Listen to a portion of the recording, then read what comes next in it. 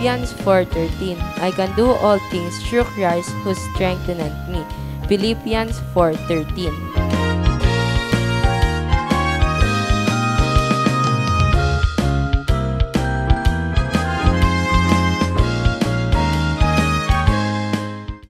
Magandang gabi po sa bawat isa. Narito po ang listahan ng ating panalangin na babanggitin po ni Pastora Stella.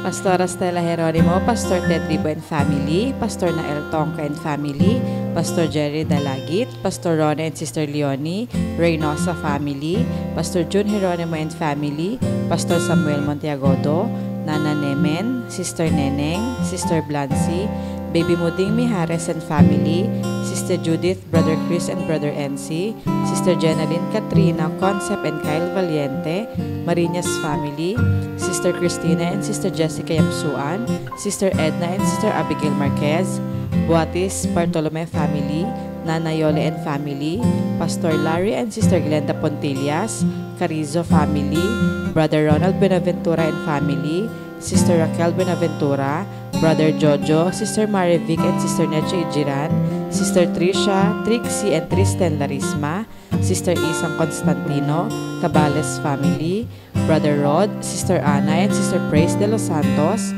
Sister Cherry Arzala, Sister Orpha, Sister Sharon and Sister Nympha, Sister Christine, Brother Michael and Baby Kayla de la Cruz, Sister Yoli Pantig, Sister Meli Montaño, Brother Jeffrey Carrizo, Sister Feli Dizon, Sister Caroline Bocohan and Sister Nancy, Mawalawen Family, Brother Marvin Lau, Sister May Santos, Sister Pina Montiagodo, Sister Edel Castro, Brother Reynaldo Rodriguez, Sister Joy Acosta and Sister Eleodora Medina, Nanay Linon Lopez, Brother Julius Pantig and Family, Sister Fen MJ Danganan, Brother Dixon Paras, Brother Richard and Brother Scott Michael Wayan, Brother Gerald Handa and Family, Sister Sarah Licardo and Family, Brother Brian Bernardo, Sister Cam Saito, Zabala Family, Sister Nihal Abdul Rauf and Brother Alexander Mamao, Sister Cecilia de Sahagun, Brother Delio Larin, Sister Liway Apo and Family,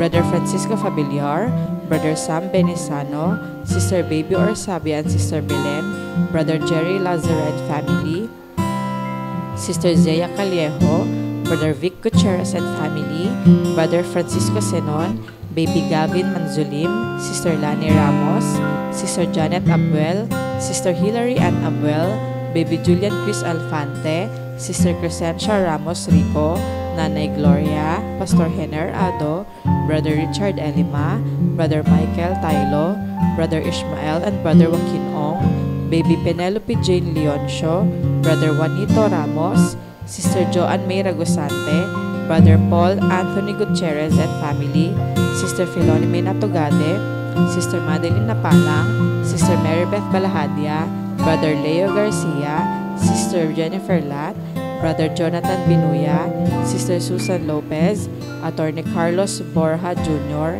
Sister Aida Cruz de Leon, Brother Renato Moreno and Family, Sister Jean Baby Chino and Baby China Antolin, Brother Nelson and Sister Vivian Pabigayan, Sister Julieta Gutierrez, Brother Brian de la Cruz, Sister Mercy de la Cruz, Brother Edgar Ventura, Sister Mariel Sebastian, Mr. and Mrs. Jed and Dane Vedayo, Sister Lizelle Bangayan, Sister Melogene Paliago, Brother Renz Louis Abangan, Sister Vanessa Avenosa, Brother William Valencia Jr., Brother Ramon Rodriguez, Brother Fritz Mark Nevado, Sister Sandra and Brother Luisito Perez Sr., Sister Eunice Cantero and Brother Jonard Pangan.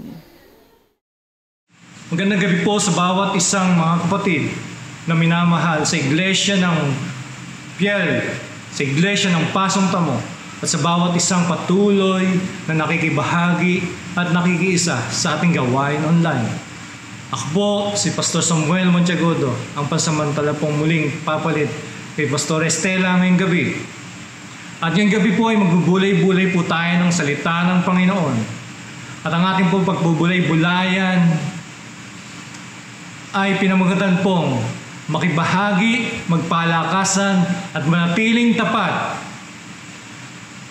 At ang ating pong teksto ay mababasa po natin sa mga aklat ng Hebreo 10:25. Sinasabi po, huwag nating kaligtaan ang pagdalo sa ating mga pagtitipon gaya ng nakasanayan ng iba. Sa halip, palakasin natin ang loob ng isa't isa, lalo na ngayong nakikita nating malapit na ang pagdating o ang araw ng Panginoon. Purihin po ang Panginoon sa mga salitang ating pong binasa. At ito pong Hebreo ay sulat po ni Pablo sa mga mananampalataya doon. Dahil niyakap po nito ang mga Kristyanismo, ang mga Kristiyano doon ay nakakaranas ng mga kahirapan, pagdurusa at pagtutuligsa dahil nga po sa kanilang pananampalataya sa pagiging Kristiyano, pagtanggap nila sa Kristyanismo. At ito po ay upang hikayatin ang mga mananampalataya na pagtitiis sa pananampalataya na meron sila at ipahiwatig kung ano ang kahalagahan ng community o ng church. At meron po tayong ilang mga bagay na pagbubulay-bulayan sa gabing ito. Unang-una po, huwag nating kaligtaan ang pagdalo sa mga pagtitipon. Ano ang huwag nating kaligtaan? Ang pagtitipon. Dahil ito po ay hindi lamang basta ideya o sinabi lang ni Paul o ni Pablo, kundi ito po ay isang utos ng Diyos na kung gaano kahalaga ang mga pagtitipon ng mga mananampalataya. Sino ang dapat dumalo sa mga pagtitipon? Ang bawat mananampalataya ay nararapat at dapat dumalo sa mga pagtitipon. Maraming nagsasabi na sapat na yung dumalo tayo ng Sunday na pagtitipon. Pero sabi sa salita na mga pagtitipon. Ibig sabihin, hindi lamang po isang pagtitipon ang ating dapat daluhan. Kundi narito po yung ibang mga gawain natin. Meron tayong mga gawain sa ating pananalanginan, sa cell group, sa Sunday school, sa ating mga fellowship, sa ating mga prayer habit, at sa iba pang mga gawain na meron ang bawat iglesia o ang ating iglesia. Kaya makibahagi po tayo sa bawat gawain nang makatulong po sa ating mga paglagong espiritual. Pangalawa po, palakasin natin ang loob ng isa't isa. Wala pong exemption. Bawat isa ay may obligasyon po na tayo ay magpalakasan ng loob. Bakit natin naman kailangan paalalahanan o magpalakasan? Dahil ito po ay isang utos ng Diyos na napakalaking bahagi sa ating bawat mananampalataya. Naunawaan natin na ang kahalagahan ng bawat isa. Gayon din po, magkakaroon po tayo ng damdamin na laging merong, parang sinasabi po natin na behind our back, o meron tayong laging may suporta po tayo sa ating likuran. Hindi ba't kay sarap na isa po tayo na sa pinagmumulan ng kalakasan ng ating kapatid sa pananampalataya. Kaya importante po na yung pagdalo natin. Kasi sa pagdalo po natin, mapapalakas po natin ang loob ng ating mga kapatid, sa ating mga testimony, sa ating mga patotoo. Sa ganyang paraan, mapapalakas po natin ang loob ng ating mga kapatid sa kanilang pananalangin, sa ating mga pananalangin. Yan po yung mga ilang mga bagay na mapapalakas natin ang loob ng ating mga kapatid. Pangatlo po, magpatuloy hanggang wakas. Ngayong nakikita nating malapit na ang araw ng Panginoon. Bilang isang mananampalataya po, batid natin na mayroong muling pagparito ang Diyos. Kaya dapat na tayo po ay manatili at magpatuloy na magpalakasan dahil mas magiging crucial po ito habang papalapit na ang pagdating ng Panginoon. At batid naman po natin ngayon na pahirap ang panahon. Sa klima pa lamang po ay mahirap na, lalo na ngayon na marami ding pagtutuligsa pagdating ng panahon. Kaya mga kapatid, tayo ay magpatuloy hanggang wakas, hanggang sa pagdating ni Kristo. Sinasabi po din sa Hebreo 3:13 na sa halip magpaalalahanan kayo araw-araw habang ang panahon ay matatawag pa ngayon upang ang walang sinumang madaya sa inyo ng kasalanan at sa gayoy maging matigas ang puso. Araw-araw. Ibig sabihin, yung matuturing po nating yung bawat pagkakataon ay ngayon. Kasi hindi po natin alam yung araw ng bukas. Dahil wala pong nakakasigurado. Kaya yung ngayon po ang pinakamahalaga. Ngayon ang pinakamahalaga para palakasin natin ang loob ng ating mga kapatid. Upang ang sino man daw po ay hindi madaya ng kasalanan. Dahil po ang kasalanan ay nagpapatigas sa ating mga puso. Araw-araw magpalakasan po tayo. Araw-araw. Kung may pagkakataon po, magtipon-tipon po tayo. Kaya mga kapatid, kailangan natin ang bawat isa upang makapagpatuloy po tayo sa ating paglilingkod sa ubasan ng Diyos. Tayo ba'y manalangin? Panginoon, dakilat mapangyarihan sa lahat, aming Ama sa langit na buhay, tapat, di nagbabago noon, ngayon at magpakailanman. Tunay nga, Panginoon, na Ikaw ay mabuti at makapangyarihan sa lahat, Panginoon. Panginoon, maraming salamat po sa gabing ito na aming pinagbulayan ng iyong mga salita, Panginoon, na ang iyong mga paalala sa amin na magpatuloy kami dumalo sa aming mga pagtitipon, sa aming mga gawain, sa aming mga iglesia, Panginoon. Gayun din, Panginoon, magpalakasan kami ng loob sa isa't isa. Dahil batid niyo po ang kakaharapin namin sa pagdating ng panahon. At maraming mga pagsubok, pagdurusa, at pagtutulugsa ang pwede naming mangyari sa bawat isang mananampalataya. Panginoon, nawa ang aming napag-aralan, Panginoong ito, ang napagbulayan namin ito, ay hindi lamang po aming napakinggan, kundi po maging hamon sa bawat isa sa amin, sa aming mga gawain na lagi kaming makadalo, makiisa, Panginoon, makibahagi, Panginoon, at patuloy kaming magpalakasan ng loob sa isa't isa, nang lumago at lumago at lumago ang aming mga espiritual na pamumuhay, Panginoon. Ganyan din, Panginoon, nilalapit namin yung mga pangalan na nabanggit, ang aming mga kapatid, Panginoon, na ngayon po ay may mga pinagdadaanan, Panginoon. Mga karamdaman man po ito, Panginoon, nilalapit namin po ito sa inyo, Panginoon. Dahil alam po namin, Panginoon, kayo ang dakilang manggagamot at ang Diyos ng mga himala at walang imposible sa inyo. Ang anumang aming pinagdadaanan o karamdaman, Panginoon, ay pagagalingin nyo sa pangalan ni Jesus. Panginoon, gayon din po, Panginoon, dinadalangin po namin ang aming mga kapatid na nabanggit, Panginoon. Nawa naman po yung kanilang pangangailangan, physical, emosyonal, psychological man po ito, Panginoon, o spiritual na kalakasan, Panginoon. Nawa, Panginoon, ay gumamit ka ng mga instrumento ng mga kapatiran upang palakasin ang aming espiritual na buhay, Panginoon. Ganyan po, Panginoon, gamitin niyo kami sa iyong ubasan na maging kalakasan ng aming mga kapatid, Panginoon.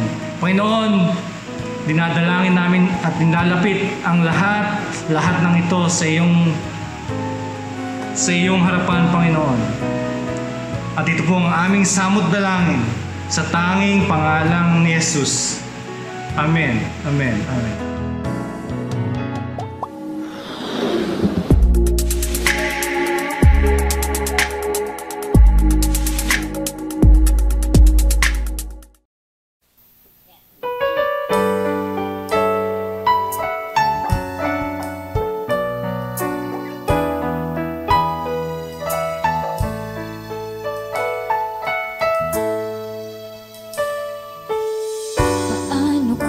Sasabihin sa iyo ang nadarama ng puso ko. Nang makilala ka, ako'y nagbago, karoon ng saysay ng buhay ko.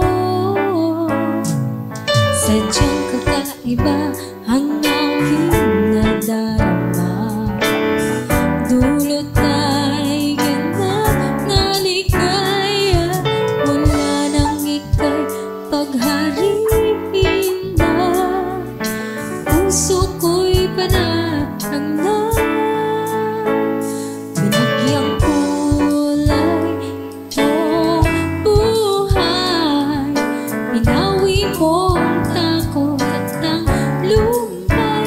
Minahal mo ng tapat kahit di karapat-dapat ang ulat ko, O Diyos.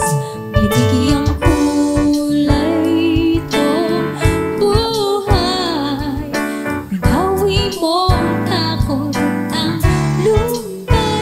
Minahal mo ng tapat kahit di karapat-dapat ang ulat ko, O Diyos.